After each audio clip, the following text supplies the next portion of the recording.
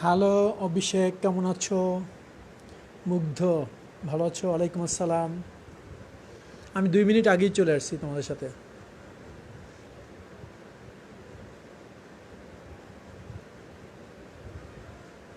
গালিব, ওয়ালাইকুম আসসালাম, ভালো আছো তুমি?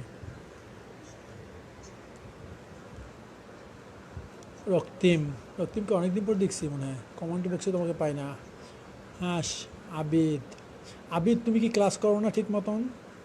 তোমাকে তো প্রায়ই দেখি না, খুঁজি আমি পাচ্ছি না। অভিষেক, ভালো আছি, আপনি? আছি আলহামদুলিল্লাহ, ভালো আছি। ইমরান, আসসালামু আলাইকুম। ওয়ালাইকুম আসসালাম। করি, কই তোমাকে আমি সেদিনও খুঁজলাম, কালকে গত ক্লাস আমি তোমাকে একদম নাম ধরে খুঁজছি। একটা হচ্ছে আমার আবিদ শাহরিয়ার, আর তুমি হচ্ছে চৌধুরী আবিদ। একটু লেট হয়ে গেছিল। হ্যাঁ, মুগ্ধ, আছি আলহামদুলিল্লাহ, ভালো। নাইমুর রহমান, নাইমুর রহমানকে তোমাকে ফোন করতে বলেছিলাম তোমার আম্মুকে, এখন পর্যন্ত তোমার আম্মু আমাকে ফোন করেনি। চৌধুরী আবিদ, ওকে।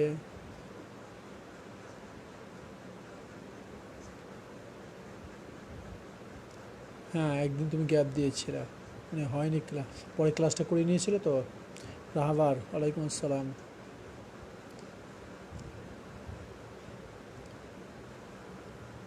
জুবায়েদ আলী, ওয়ালাইকুম আসসালাম। জুবায়েদ আলী, তুমি ভালো আছো? তৌসিফ হাসান, ওয়ালাইকুম আসসালাম। শাহরিয়ার, ওয়ালাইকুম আসসালাম। আবিদ শাহরিয়ার, ওয়ালাইকুম আসসালাম।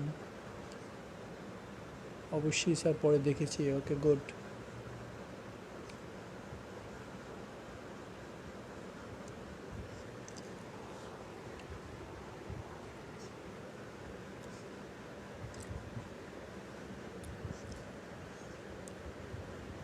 কই বাকি ছেলেরা কই গেছে? কি আমি আগে চলে আসছি ক মিনিট? হ্যাঁ, নাও। 8টা তো বেশি, 8টা 2 মিনিট বাজে, কিন্তু সবাই তো আমার আগে চলে আসার কথা।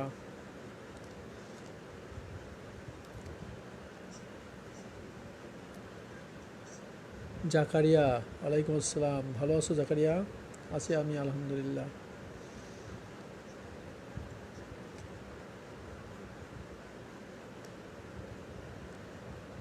আয়মান তালুকদার, ওয়ালাইকুম আসসালাম। মুজাহিদ কোথায়? মুজাহিদ এখন আসেনি কেন?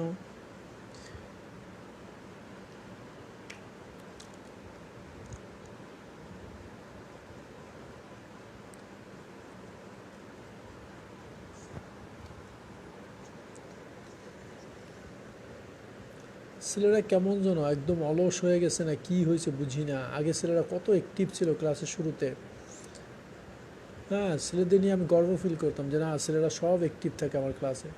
আর এখন দেখো সেই জায়গা থেকে কত হয়ে গেছে ছেলেরা। জুবায়েদ আলী, আলহামদুলিল্লাহ স্যার, ভালো আছি। আপনি? আমি আছি আলহামদুলিল্লাহ। জুবায়েদ আলীকে মাঝে মাঝে দেখি না।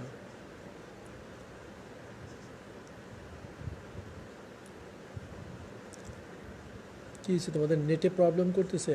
18 জন ছিল, এখন 15 জন, 3 জন ছুটে গেছে। কি নেট প্রবলেম নাকি অ্যাটেন্ডেন্স দিয়ে চলে গেছে?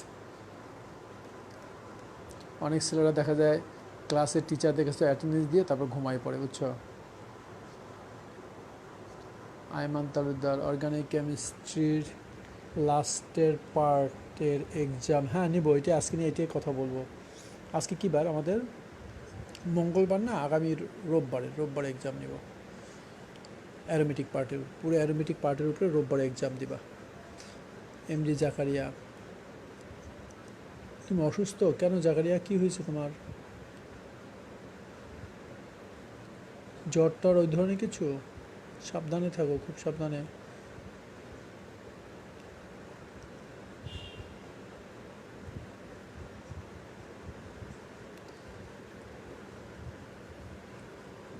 ঠিকমতো খাওয়া দাওয়া করো, খুব সব নিজের দিকে কেয়ার নাও।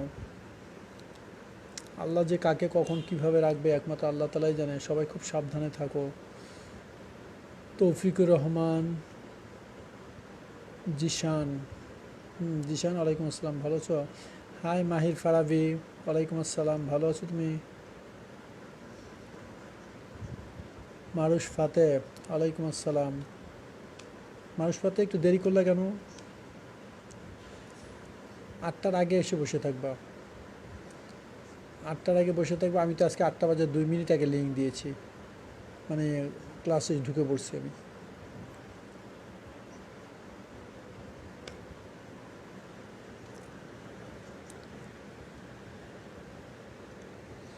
কয়েকদিন পর তো একে দেখতেছি না, সাদমান বাসার ওরা, ওদেরকে দেখতেছি না।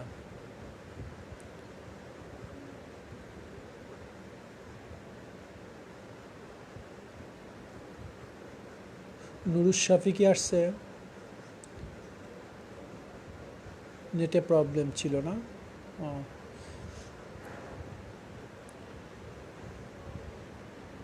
নেট নেট নিয়ে যে কি করবো বলো, নেটে প্রবলেম তো অনেকেরই করতেছে। আকিব, হাসান মিয়া আকিব, কি হাসান তুমি কই ছিলা? গত দু একটা ক্লাস তোমাকে দেখিনি। হাসান মিয়া আকিব, ভালো আছো তুমি? তুমি আমার সাথে ফোনে কথা বলো। নিহাত, ওয়ালাইকুম আসসালাম। মাহির, আছি আলহামদুলিল্লাহ। তোমার আম্মু ভালো আছে? মাহির ফারাবি, তোমার আম্মু আব্বু কেমন আছে? শাহরিয়ার, জি স্যার, আমি 7টা থেকে বসে আছি। Good, thank you. এই তো আমার স্টুডেন্ট, কিন্তু খাতা নিয়ে বসেছিল তো, আগের ক্লাসগুলো দেখছো আগে সবাই। আচ্ছা, তোমাদের সবাইদের খাতা রেডি আছে তো? আজকে কিন্তু আমরা নতুন চ্যাপ্টার শুরু করব, 3rd চ্যাপ্টার। জৈব যুগের খাতাটা সুন্দর করে গুছিয়ে রেখে দাও। আর তবে আমরা আগামী রোববার জৈব যুগের এক্সাম দেব। আজকে কী বার? মঙ্গলবার। মঙ্গলবার, বৃহস্পতিবার আমরা ক্লাস করব। আগামী রোববারে জৈব যুগের অ্যারোমেটিক অংশের এক্সাম দেব। জৈব যুগের অ্যারোমেটিক অংশের উপরে আগামী রোববারে এক্সাম দেব।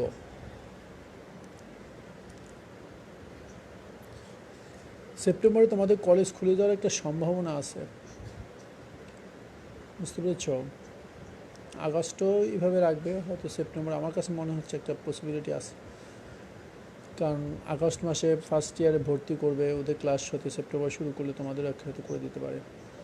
হাসান মিয়া আকিব, আলহামদুলিল্লাহ, ওকে, ভালো আছো?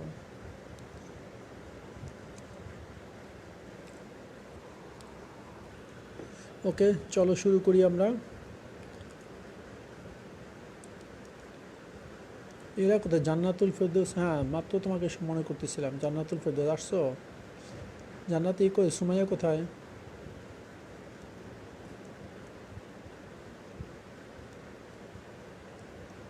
নিহাত শুভ, ভালো আছে আলহামদুলিল্লাহ। হ্যাঁ, আসছো? সুমাইয়া, রায়হানা পারভিন মানে সুমাইয়া, ওকে গুড। ওয়ালাইকুম আসসালাম। আজমাইন, ওয়ালাইকুম আসসালাম, আছি আলহামদুলিল্লাহ। ওকে, তোমাদেরকে গত ক্লাসে আমি বলেছিলাম একটা আলাদা একটা খাতা তৈরি করবা, সবাই কাছে খাতাটা আছে তো? যদি খাতাটা বড় হয়, 300 পেজের খাতা হয়, তাহলে আমাদের 3rd 4th চ্যাপ্টার দুইটাই হয়ে যাবে। আর যদি 100 150 200 পৃষ্ঠার খাতা রাখো, তাহলে এই থার্ড চ্যাপ্টারে হয়তো 150 পৃষ্ঠার খাতা 3rd চ্যাপ্টার হয়ে যাবে। 150 থেকে 200 পৃষ্ঠার খাতা 3rd চ্যাপ্টার হয়ে যাবে। আর যদি একটা 300 পৃষ্ঠার খাতা নিয়ে বসো, তাহলে 3rd 4th দুইটাই হয়ে যাবে, বুঝতে পেরেছো?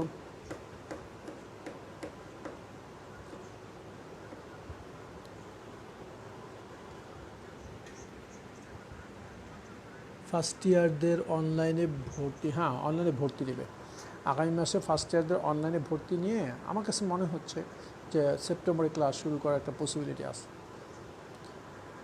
বুঝতে পেরেছ?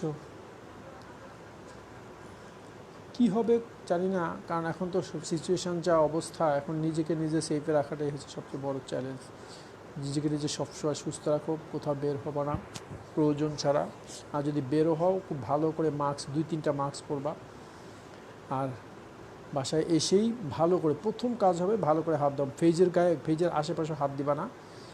প্রথম কাজ হবে বাসায় সাবান বলতে হুইল সাবান 570, এগুলো অনেকে মানে কাপড় কাচার সাবানগুলো দিয়ে হাত ধোবা ভালো করে। হাত ধুয়ে তারপরে তোমার অন্য কাজ, যা কিচ্ছু টাচ করার আগে সাবান দিয়ে হাত ধোয়া, তারপরে অন্য কাজ। ওকে, চলো আমরা শুরু করি। সবাই খাতা নাও। খাতা নিয়ে একদম চ্যাপ্টারের নাম লেখো। পরিমাণগত রসায়ন, আমাদের তৃতীয় অধ্যায়,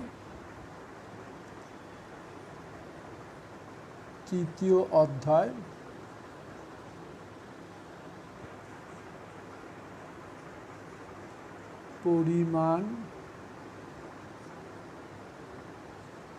রসায়ন।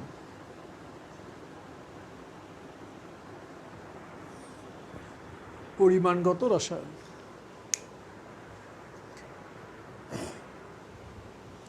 প্রান্ত কেমন আছো? ওয়ালাইকুম আসসালাম। একটু দেরি করেছো না?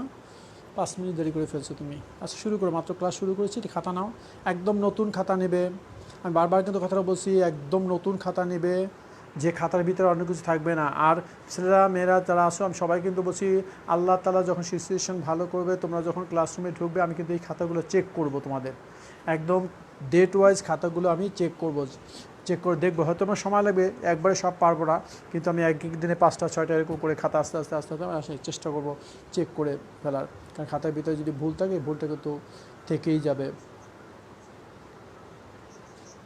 ফেনলের অ্যালকোহলের ডিফারেন্স বলেন নাই। ফেনল আর অ্যালকোহলের ডিফারেন্স বলিনি, জায়গাটা খালি থাক। ফেনল আর অ্যালকোহলের ডিফারেন্সটা বলিনি, ওই জায়গাটা একটা পেজে আমি লিখে রাখতে বলছি। আর ডিফারেন্সটা সবসময় খেয়াল রাখবা, ডিফারেন্স হবে শনাক্তকারী পরীক্ষা দিয়ে। আমরা ফেনলের শনাক্তকারী পরীক্ষা পড়েছি, যা ফেনলের ঘরে ফেনলের শনাক্তকারী পরীক্ষা করে লিখবা, অ্যালকোহলের ঘরে লিখবা, দেয় না। আবার অ্যালকোহলের শনাক্ত পরীক্ষা পড়িনি আমরা, অ্যালকোহলটা পড়িনি। তো অ্যালকোহলটা যখন পড়বো, তখন অ্যালকোহলের ঘরে লিখবা এই পরীক্ষা দেয়, ফেনলের ঘরে লিখবো ওটা দেয় না। এই হল পার্থক্য। মনে থাকবে যে আমরা সবসময় পার্থক্য করব শনাক্তকারী পরীক্ষা দিয়ে। ওকে, চলো পরিমাণগত রসায়ন একটু শুনে নাও, পুরো জিনিসটা একটু শুনে নাও, তারপর আমরা আস্তে আস্তে শুরু করব। অ্যাকচুয়ালি পরিমাণগত রসায়ন এই চ্যাপ্টারটা পুরনো বই 2012 পর্যন্ত যে বইটা ছিল, ওই বইয়ের 2টা অধ্যায়কে সমন্বয় করে করা হয়েছে। এই 2টা অধ্যায়ের একটা অধ্যায়ের নাম ছিল রাসায়নিক গণনা, যেটা 4র্থ অধ্যায় ছিল পুরানো বইয়ে, যদি থাকে তোমরা দেখবা। আর একটা হচ্ছে জারণ বিজারণ, যেটা হলো 5ম অধ্যায়। পুরানো বইয়ের 4র্থ এবং 5ম অধ্যায়কে সমন্বয় করে এই চ্যাপ্টারটা করা হয়েছে। এই জন্য আমরা চ্যাপ্টারটা যখন পড়াই, চ্যাপ্টারটা 2টা ভাগ করে পড়াই।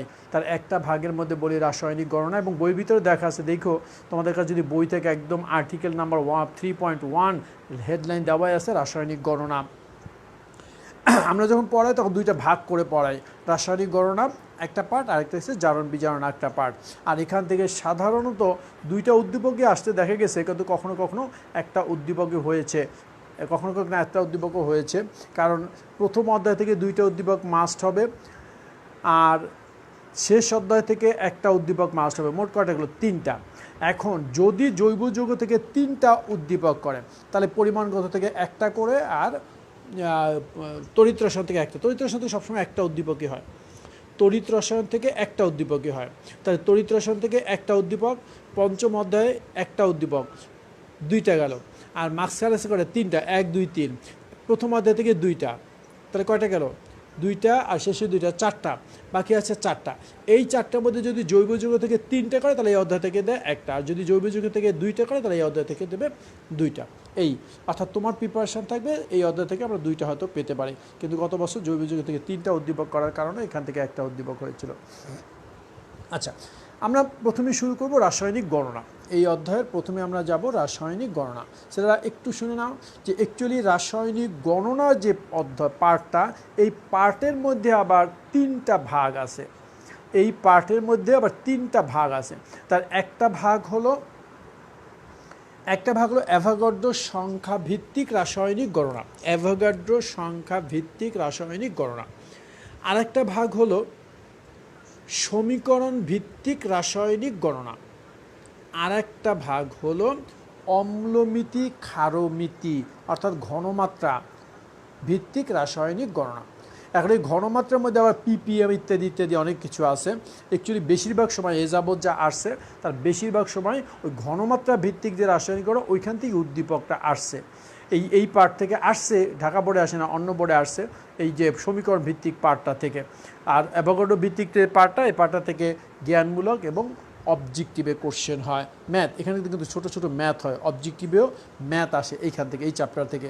আর এই চ্যাপ্টার থেকে অ্যাডমিশন টেস্টও কিন্তু ম্যাথ হয় সব জায়গায়, বুয়েট, মেডিকেল সব জায়গায় কিন্তু, ঢাকা ইউনিভার্সিটি সব জায়গায় এই চ্যাপ্টার থেকে ম্যাথ হয়। উদ্দীপক হলেও অবজেক্টিভ হলেও ম্যাথগুলো থেকে অবজেক্টিভ দেয়, আর ক্রিয়েটিভ হলে তো ওইভাবে আসে। ওকে, তাহলে হেডলাইন দাও এখন রাসায়নিক গণনা। চ্যাপ্টারের শুরুতে প্রথমে আবার হেডলাইন দাও, পরিমাণগত রসায়ন লিখে আবার হেডলাইন দাও রাসায়নিক গণনা। আমি কি বলেছিলাম, রাসায়নিক গণনার মধ্যে কয়টা পার্ট আছে? 3টা পার্ট। তার প্রথম পার্ট হলো অ্যাভোগাড্রো সংখ্যা ভিত্তিক রাসায়নিক গণনা, দ্বিতীয় পার্ট হলো সমীকরণ ভিত্তিক রাসায়নিক গণনা, আর তৃতীয় পার্টটা হলো ঘনমাত্রা, মানে ওটা ঘনমাত্রাকে বলে অম্লমিতি ক্ষারমিতি, অ্যাসিড ক্ষার টাইট্রেশন, যেটা অ্যাসিড ক্ষার প্রশমন বিক্রিয়া সম্পর্কিত রাসায়নিক গণনা। সেখানে আমরা ঘনমাত্রা নির্ণয় করব, আয়তন নির্ণয় করব, পিপিএমে আমরা হিসাব করব, বিভিন্ন কিছু আছে, অনেক অনেক অনেক অনেক পার্ট আছে ওখানে। সেখানে টাইট্রেশনের একটা পার্ট আছে, যে টাইট্রেশনটা প্র্যাকটিক্যালের সেকেন্ড পার্টের প্র্যাকটিক্যালের মেইন অংশ হলো টাইট্রেশন। সেই টাইট্রেশনটা কিন্তু এই অধ্যায়ের, সে টাইট্রেশনটা হলো এই অধ্যায়ের, বুঝতে পেরেছো? আবার ফার্স্ট পার্টে যে একটা প্র্যাকটিক্যাল করেছি, যেটা পরীক্ষা আসে, কী ছিল? আয়ন শনাক্তকরণ। সেটা ছিল কোথায়? ফার্স্ট পার্টের দ্বিতীয় অধ্যায়, গুণগত রসায়নে আয়ন শনাক্তকরণ। আর সেকেন্ড পার্টে যে প্র্যাকটিক্যালটা পরীক্ষা আসে করতে হয়, সেটা হলো এই অধ্যায়ের পরিমাণগত রসায়ন, সেটা হলো টাইট্রেশন। আমরা টাইট্রেশন সম্পর্কে তোমাদের আমি বলেছি, যারা আমার সাথে প্রথম দিকে ক্লাস করেছো, ক্লাসরুমে বসে আমি টাইট্রেশন কীভাবে করবো, বুলেট পিপেট কীভাবে ইউজ করবো, আমি নিজ হাতে তোমাদেরকে এগুলো দেখাই দিয়েছি। আই থিঙ্ক তোমরা এগুলো জানো। অনেকের কলেজে হয়ে গেছে প্র্যাকটিক্যাল, অনেকের হয়তো টাইট্রেশন শুরু করে নেই, বিকজ প্র্যাকটিক্যাল কলেজ বন্ধ হয়ে যাওয়ার কারণে অনেকেই টাইট্রেশন শুরু করতে পারো নি, আর অনেক কলেজ হয়তো এনডিসিতে স্পেশালি হওয়ার কথা। ওকে, লেখো রাসায়নিক গণনা। লিখেছ? আচ্ছা, রাসায়নিক গণনা যে পার্টটা, এই পার্টের মধ্যে প্রথম পার্টটা কী হলো? অ্যাভোগাড্রো সংখ্যাভিত্তিক রাসায়নিক গণনা। আমরা এই পার্টটা শুরু করব, তাই না? অ্যাভোগাড্রো সংখ্যাভিত্তিক রাসায়নিক গণনা। এরপরে আবার লেখো, প্রথমে লিখবে রাসায়নিক গণনা। লিখছো রাসায়নিক গণনা। রাসায়নিক গণনার মধ্যে ক নাম্বার দিয়ে লেখো অ্যাভোগাড্রো সংখ্যাভিত্তিক রাসায়নিক গণনা। এটা কিন্তু বইয়ে হেডলাইন নাই, বইয়ের ভিতরে এই হেডলাইনটা নাই, অ্যাভোগাড্রো সংখ্যাভিত্তিক রাসায়নিক গণনা, এইটা হেডলাইন নাই। বইয়ের ভিতরে হেডলাইন দেওয়া আছে অ্যাভোগাড্রো সংখ্যা, মোল, মোলার আয়তন সম্পর্কিত ধারণা, এরকম। অ্যাভোগাড্রো সংখ্যা, মোল, আমরা ওই জিনিসগুলোই যাব।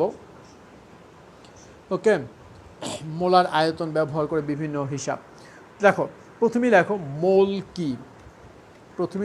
মোল কি। এই মোলের ধারণা তোমরা ক্লাস 9-এও পেয়েছো, ঠিক ওই জিনিসটি আমরা এখানে রিপিট করব, কলেজে আসে বিভিন্ন অবস্থায়, তবে এখানে আমরা নিখুঁতভাবে আরও জানবো অনেক কিছু।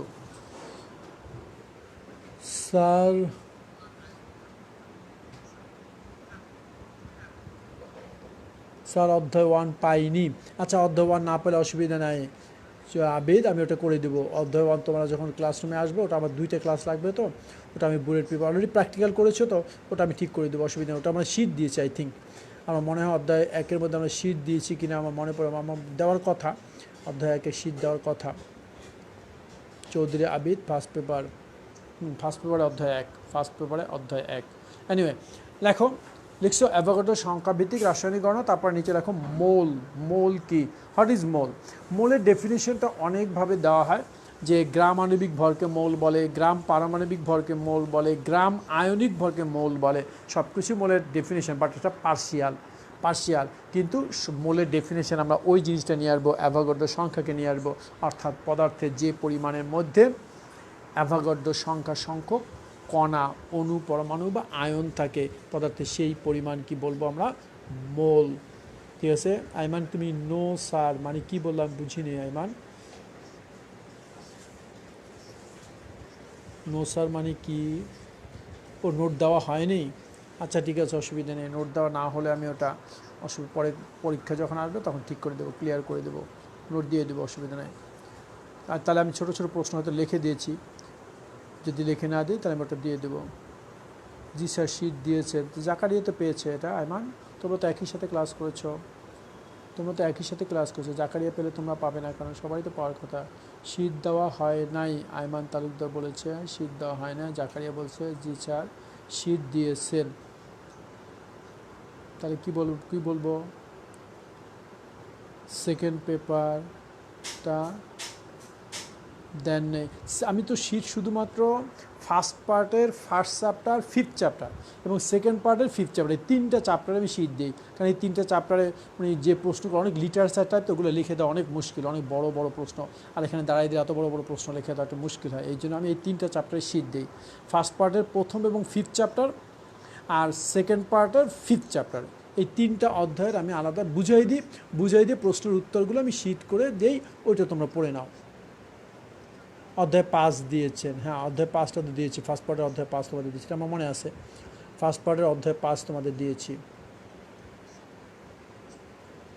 অভিষেক মানে ফার্স্ট পার্টের প্রথম অধ্যায় শীট দেওয়া হয় না, ওকে ঠিক আছে, ফার্স্ট পার্টের প্রথম অধ্যায় শীট আমি করে দেবো, অসুবিধা নাই। টন্টরি প্রথম অধ্যায়ে দেওয়া হয়নি, পঞ্চম চ্যাপ্টারে দেওয়া হয়েছে, ঠিক আছে অসুবিধা নেই। প্রথম অধ্যায় শীট, প্রথম অধ্যায়ে অনেক কিছু আমরা এইখানেই পড়বো, প্রথম অধ্যায়ে যা কিছু আছে তার অনেক কিছু আমরা এইখানেই পড়বো। প্রথম অধ্যায়ের এই অধ্যায়ের সাথে অনেক মিল আছে, ফার্স্ট পার্টের প্রথম অধ্যায় আর সেকেন্ড পার্টের তৃতীয় অধ্যায়, এই দুইটা অধ্যায়ের মধ্যে যথেষ্ট মিল আছে। আর শীটে যা দেবো এতে আমি এখানে অর্ধেক লিখেও দিব, বুঝতে পেরেছো? ফার্স্ট পার্টের প্রথম অধ্যায় শীটে যা আছে তার অর্ধেক আমি এই চ্যাপ্টারে লিখে দিব, যেগুলো তোমরা বিভিন্ন সময় বলবো, অসুবিধা নাই, কারণ এটাও প্র্যাকটিক্যাল বেজ, ওটাও প্র্যাকটিক্যাল বেজ।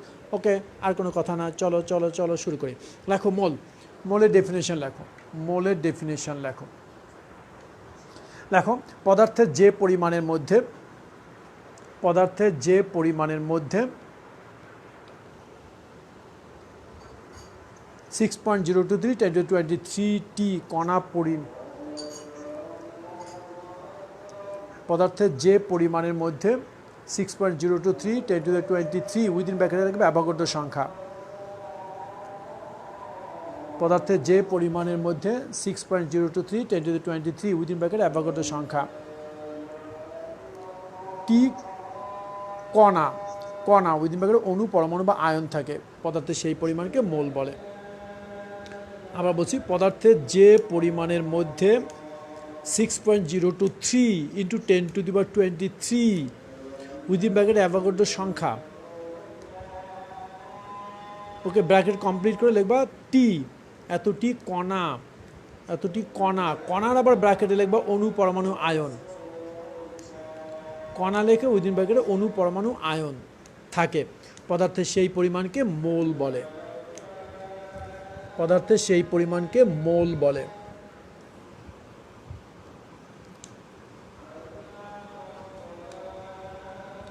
পদার্থের সেই পরিমাণকে মোল বলে।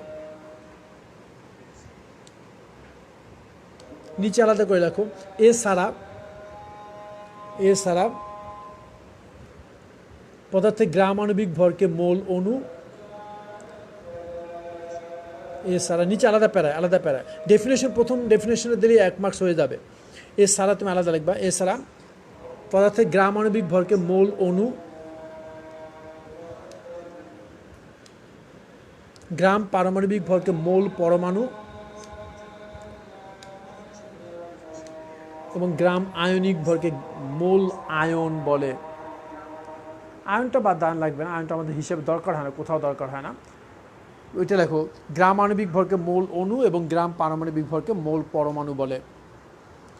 পদার্থের গ্রাম আণবিক ভরকে মোল, অণু এবং গ্রাম পারমাণবিক ভরকে মোল, পরমাণু বলে। তার মানে মোল, অণু আর মোল, পরমাণু কিন্তু মোলের একটা পার্শিয়াল ডেফিনেশন। মোল, অণু আর মোল, পরমাণু এটা একটা পার্শিয়াল ডেফিনেশন, আমরা সাধারণত এটা দিই না। আমরা মডার্ন ডেফিনেশন হলো অ্যাভোগাড্রো নাম্বারের উপরে বেস করে। ক্লিয়ার? প্রথম যেটা দিচ্ছি ওইটা মডার্ন ডেফিনেশন, ওইটাই পরীক্ষা খাতায় লিখবা। পদার্থের যে পরিমাণের মধ্যে 6.023 × 10⁻23টি কণা উইদিন ব্র্যাকেটে অণু, পরমাণু বা আয়ন থাকে, পদার্থের সেই পরিমাণকে মোল বলে। আচ্ছা, এরপরে দেখো জাস্ট একটা এক্সাম্পল, যেমন 18 গ্রাম পানিতে, আমি দুইটা এক্সাম্পল লিখবো, যেমন লেখে নাম্বার 1, এইগুলো বুঝলে তুমি অবজেক্টিভ অ্যান্সারগুলো পারবে। যেমন লেখে নাম্বার 1, 18 গ্রাম পানিতে 6.023 × 10⁻23টি পানির অণু আছে। 18 গ্রাম পানিতে 6.023 × 10⁻23টি পানির অণু আছে। অতএব 1 মোল পানি = 18 গ্রাম। অতএব 1 মোল পানি সমান সমান 18 গ্রাম।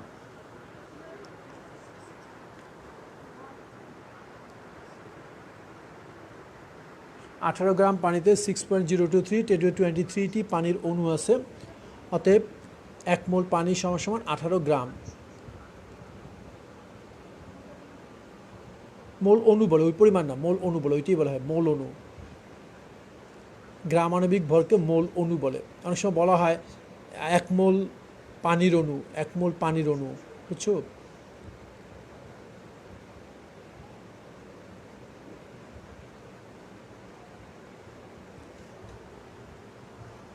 ওকে, কী লিখছো? আরেকটা আবার লেখো যে 14 গ্রাম নাইট্রোজেনে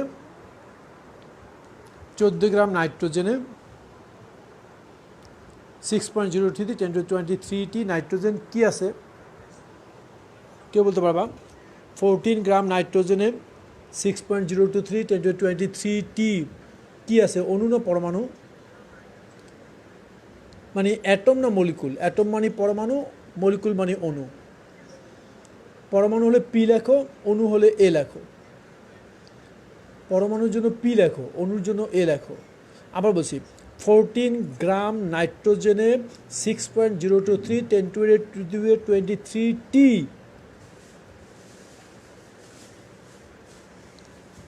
অভিষেক লেখছে অণু, আয়মান লেখছে পরমাণু, আবিদ লেখছে অণু, অভিষেক এ মানে অণু, নুরুশ শাফি অণু, এ মানে অণু। ওকে, দেখছো তোমাদের বেসিক লেভেলটা কতটা দুর্বল, কতটা দুর্বল। এখানে পরমাণু হবে, তোমাদের বেসিক লেভেলটা কতটা উইক একটু নিজেরা চিন্তা করো যে এখানে পরমাণু হবে। কারণ 18 গ্রাম নাইট্রোজেন হলো নাইট্রোজেনের পারমাণবিক ভর, আর 28 গ্রাম, আমি কি 18 গ্রাম বলছি না 14 বলছি? 14 গ্রাম বলছি, 14 বলেছি আমি, 14 গ্রাম নাইট্রোজেন বলেছি। 14 গ্রাম নাইট্রোজেনে 6.023 10⁻23টি পরমাণু আছে।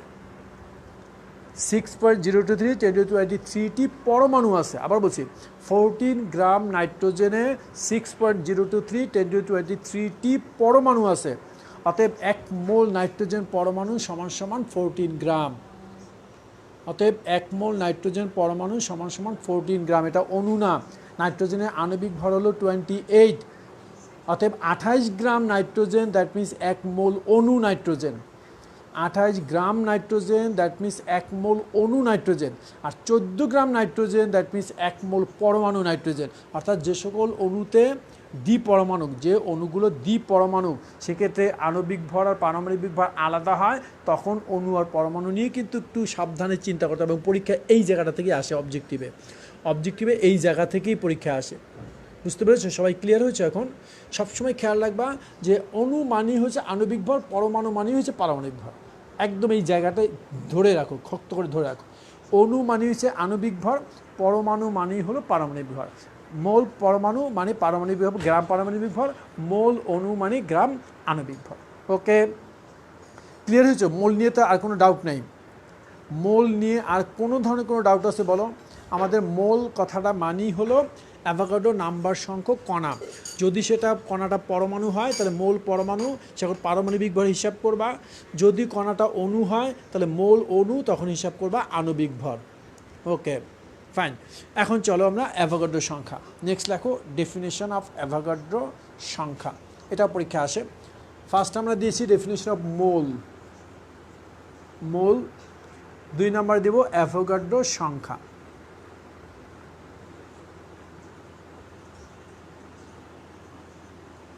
অ্যাভোগাড্রো সংখ্যা।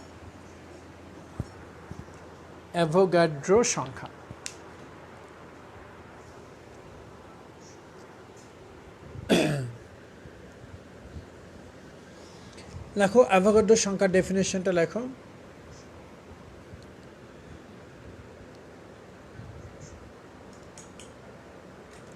একটা জিনিস দেখো, আমরা যখন মোলের ডেফিনেশনে অ্যাভোগাড্রো সংখ্যাটাকে নিয়ে আসছি, ঠিক তেমনি অ্যাভোগাড্রোর সংখ্যার ডেফিনেশনে মোলকে নিয়ে আসতে হবে। অর্থাৎ মোল আর অ্যাভোগাড্রোর সংখ্যা একদম 100% রিলেটেড। একটা অপরটার মানে পয়সার এপিটোপিট, মানে একটার এপিটোপিট, মানে এপিটোপিট মানে কি একই পদার্থ। এই জন্য মোল আর অ্যাভোগাড্রো সংখ্যা সাধারণত আমরা একই জিনিসের এপিটুপিট বলি, কারণ মোল ছাড়া অ্যাভোগাড্রো সংখ্যা ডেফিনেশন হয় না, আর অ্যাভোগাড্রো সংখ্যা ছাড়া মোলের ডেফিনেশন হয় না। ওকে, তাহলে অ্যাভোগাড্রো সংখ্যা ডেফিনেশন কী হবে? এক মোল যে কোনো পদার্থে, এক মোল যে কোনো পদার্থে নির্দিষ্ট সংখ্যক কণা, অণু, পরমাণু বা আয়ন থাকে, ওই সংখ্যাকে অ্যাভোগাড্রো সংখ্যা বলে। এর মান 6.023 10⁻23।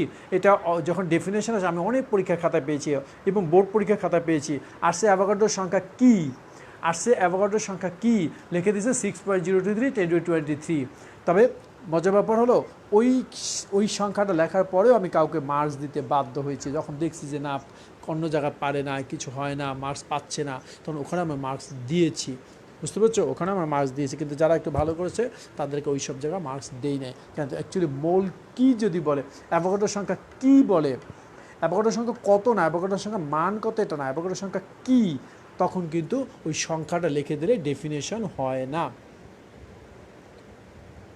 হ্যাঁ, ওইটাই, এক মোল পদার্থতে যতটি কণা থাকে সেটি হচ্ছে অ্যাভোগাড্রো সংখ্যা। হাসান মিয়া আকিব, ওকে, গুড আকিব। লিখে নাও, এক মোল যে কোনো পদার্থে, এক মোল যে কোনো পদার্থে নির্দিষ্ট সংখ্যক কণা থাকে। এক মোল যে কোনো পদার্থে নির্দিষ্ট সংখ্যক কণা থাকে।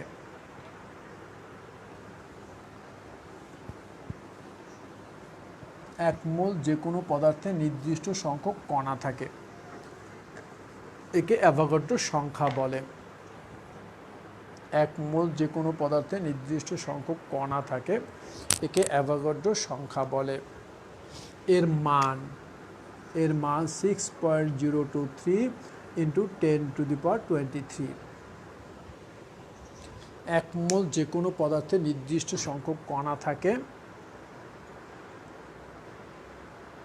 এই সংখ্যাকে অ্যাভোগাড্রো সংখ্যা বলে। এর মান 6.023 10⁻23। একে এন, ক্যাপিটাল এন দ্বারা প্রকাশ, কোনো বই এন লিখছে, কোনো বই এন এ লিখছে। এন এ মানে অ্যাভোগাড্রো নাম্বার, তা লিখতে পারো তুমি। একে এন এ দ্বারা প্রকাশ করা হয়, অর্থাৎ এন এ = 6.023 × 10⁻23। ব্যাস, একে এন এ দ্বারা প্রকাশ করা হয়, এন এ দ্বারা প্রকাশ করা হয়, অর্থাৎ এন এ = 6.023 × 10⁻23।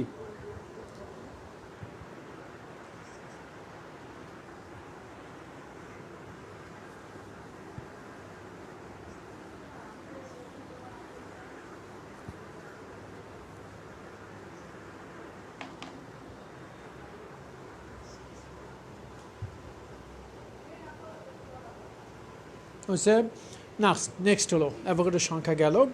এরপরে লেখো মোলার আয়তন। নেক্সট লেখো মোলার আয়তন।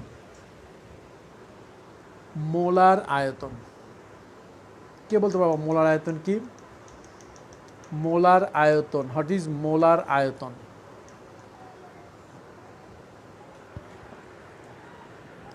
মোলার ভলিউম, মোলার আয়তন। ওকে, লেখো মোলার আয়তনের ডেফিনেশন লেখো। এই আয়তন না, যেখানে আয়তন কথাটা আসবে সেখানেই তাপমাত্রা উল্লেখ করতে হবে, মানে নির্দিষ্ট তাপমাত্রা। কারণ আয়তন তাপমাত্রার সাথে 100% রিলেটেড। তাপমাত্রা চেঞ্জ হলে আয়তন চেঞ্জ হয়। এক মোলের আয়তন, মানে এই জন্যই তোমাকে এই করছি, ডেফিনেশন তোমারটা ভুল হয়েছে, বুঝতে পেরেছো? আমি যেটা বলে দিচ্ছি অ্যান্সারটা, যে আয়তনের ক্ষেত্রে তাপমাত্রার কথা যদি না বলো তাহলে ডেফিনেশনে মার্কস দিব না। অবশ্যই বলতে হবে নির্দিষ্ট তাপমাত্রায়, তাই না? দেখো মোলার আয়তন কি, দেখো নির্দিষ্ট তাপমাত্রায়, নির্দিষ্ট তাপমাত্রায় এক মোল, নির্দিষ্ট তাপমাত্রায় এক মোল কোনো তরল পদার্থের আয়তনকে মোলার আয়তন বলে। এই মোলার আয়তন কিন্তু সলিডের জন্য হবে না, সলিডের জন্য হবে না। নির্দিষ্ট তাপমাত্রায় এক মোল পরিমাণ, এটা গ্যাসের জন্য তো প্রযোজ্য, এটা কিন্তু গ্যাসের জন্য প্রযোজ্য। অ্যাকচুয়ালি এক মোল পরিমাণ গ্যাস, অ্যাকচুয়ালি এটা গ্যাসের জন্য, সরি ভুল বলছি আমি, তরলের জন্য না, এটা গ্যাসের জন্য দেওয়া হয়েছে, only for gas. Only for gas, মোলার আয়তনটা অ্যাকচুয়ালি শুধু গ্যাসের জন্য অ্যাপ্লিকেবল, তরলের জন্য না, আমি ভুল বলেছিলাম তরল কথা। 1 মোল পরিমাণ কোনো গ্যাসের আয়তনকে মোলার আয়তন বলে। নির্দিষ্ট তাপমাত্রায় 1 মোল পরিমাণ কোনো গ্যাসের আয়তনকে মোলার আয়তন বলে। নির্দিষ্ট তাপমাত্রায় 1 মোল পরিমাণ কোনো গ্যাসের আয়তনকে মোলার আয়তন বলে।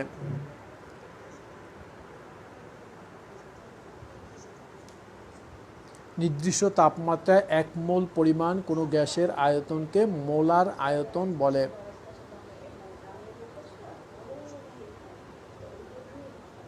লিখছো, নির্দিষ্ট তাপমাত্রায় 1 মোল পরিমাণ কোনো গ্যাসের আয়তনকে মোলার আয়তন বলে। সাথে লিখে নাও 22.4 ডিগ্রি সেলসিয়াস তাপমাত্রায় সকল গ্যাসের মোলার আয়তন, সরি 0 ডিগ্রি সেলসিয়াস তাপমাত্রায় সকল গ্যাসের আয়তন 22.4 লিটার, অর্থাৎ এসটিপিতে।